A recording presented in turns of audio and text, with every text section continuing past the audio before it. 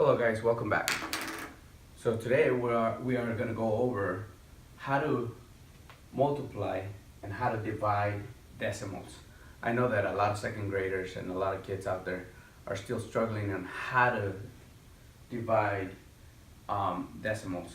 So I'm going to go ahead and go over problem number 1 and then problem number 2. So let's go ahead and get started. All right, I'm going to grab the first problem, and it's simply going to be 0.30, let me fix this right here, times 5. Okay, at the beginning, you always have to ignore the decimals. Let's ignore the decimals at this point, and let's go ahead and perform the operation. 5 times 0 is 0, 5 times 3 is 15. Now, let's go ahead and take a look at the 0.30. 0.30, the decimal, normally the decimal is right in front of the numbers. So in any problem, if you need to move decimals, you have to start from this side, either go that way or either go this way. In this case, we're going to go ahead and move the decimal. I'm going to go ahead and move the decimal to my left.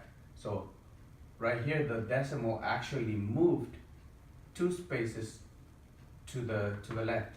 It's placed 2 spaces to the left.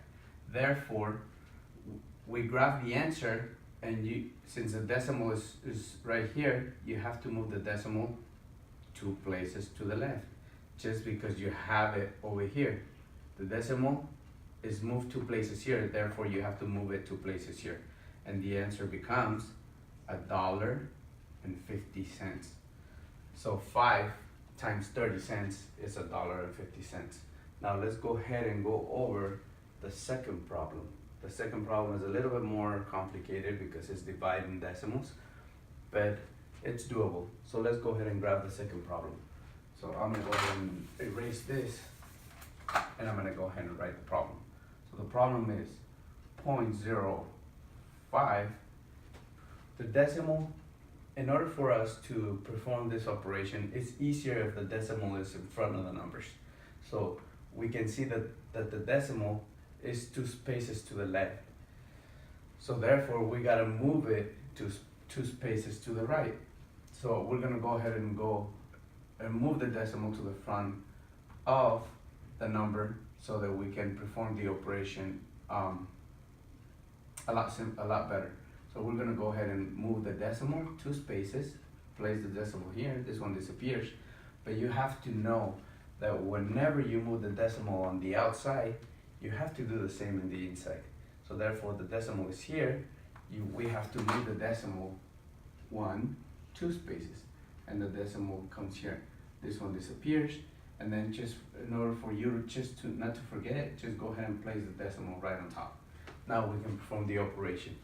Now, let's go ahead, and 5 fits into 25 5 times, because 5 times 5 equals 25. Therefore, it's a really simple operation, and we end up with 5. So now we know that 5 fits into 25 5 times. Okay? And just remember that whenever you have a decimal on the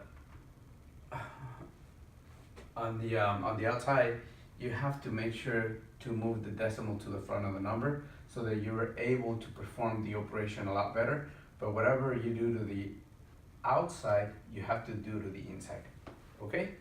All right. Follow me on my videos, subscribe, and we'll continue